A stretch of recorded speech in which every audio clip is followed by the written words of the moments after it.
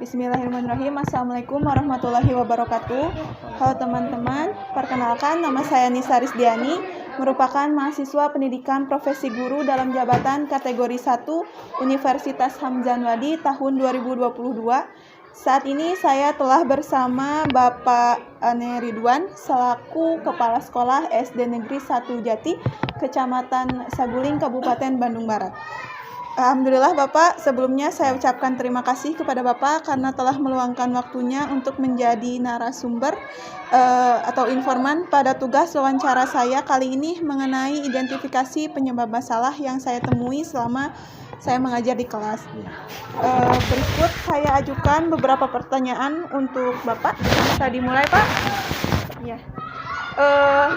Dalam pelaksanaan proses pembelajaran, beberapa guru merasakan jika pembelajaran itu kurang efektif Pak, dikarenakan beberapa faktor baik dari gurunya itu sendiri maupun siswanya.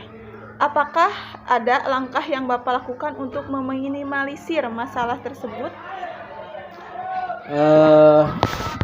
Memang banyak sekali ya masalah-masalah yang pernah kami dialaman di sekolah yang kami rasakan, terutama setelah kami menjadi pimpinan sebagai kepala sekolah ya, yang telah kami laksanakan beberapa tahun.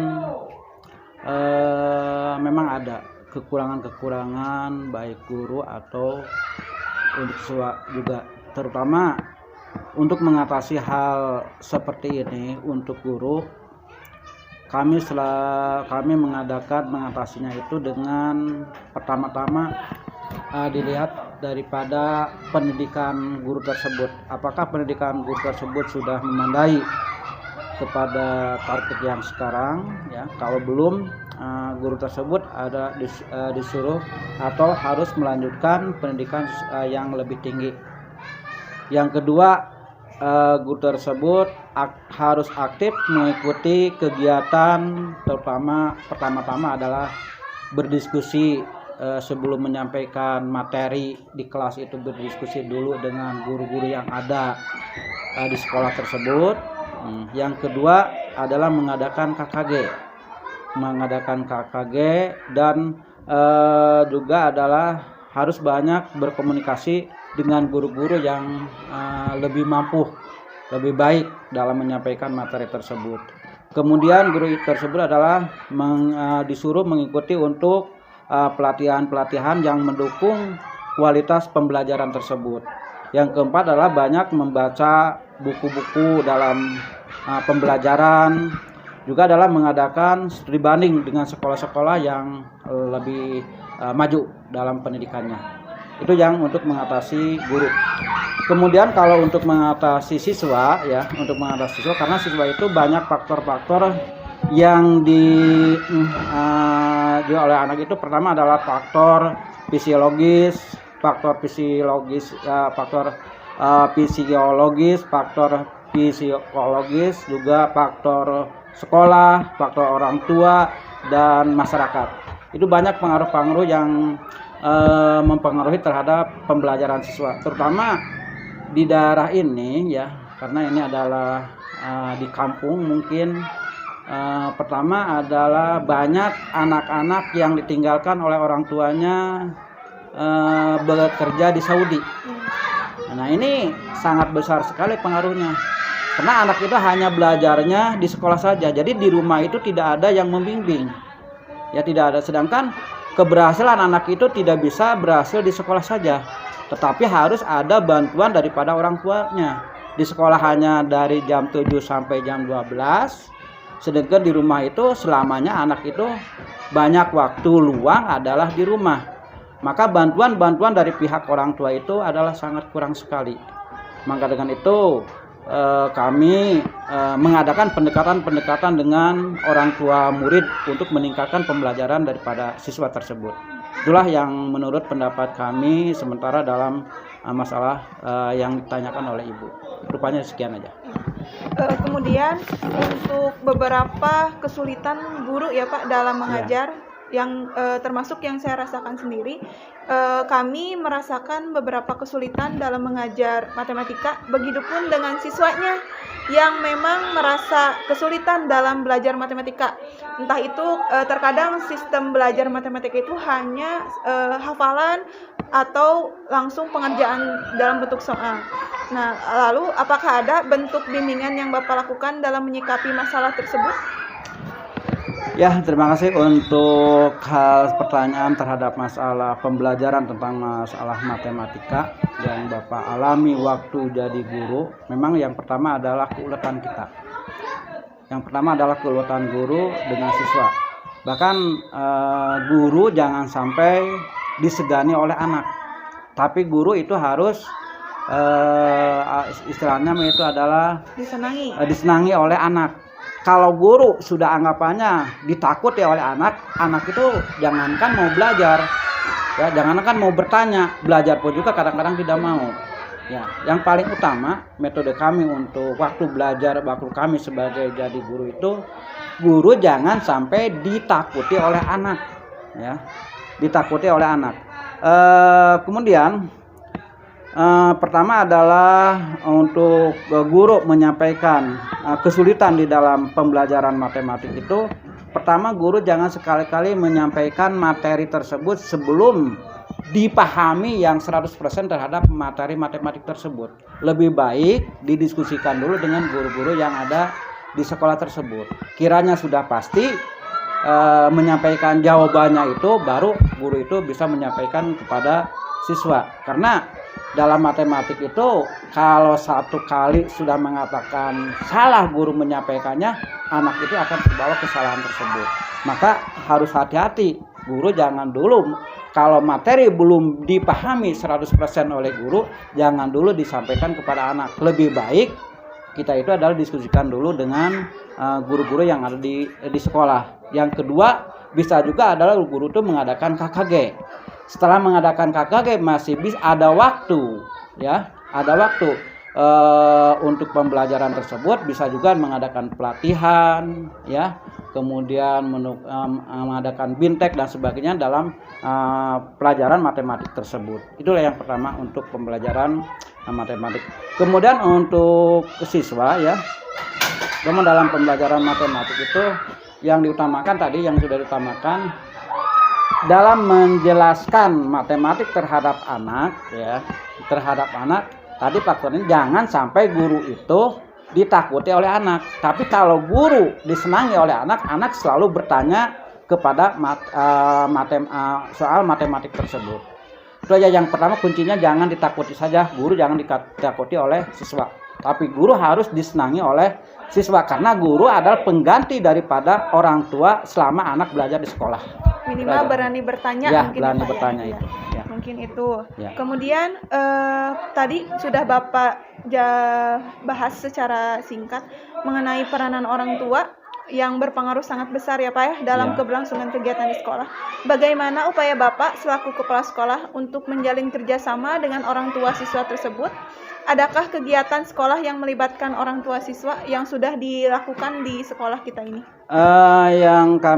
Yang saya pernah lakukan di sekolah SDN 1 Jati ini, selalu setiap kegiatan yang dilaksanakan di sekolah, kami selalu berkomunikasi dengan komite sekolah terutama. Setelah komite sekolah baru dengan orang tua murid.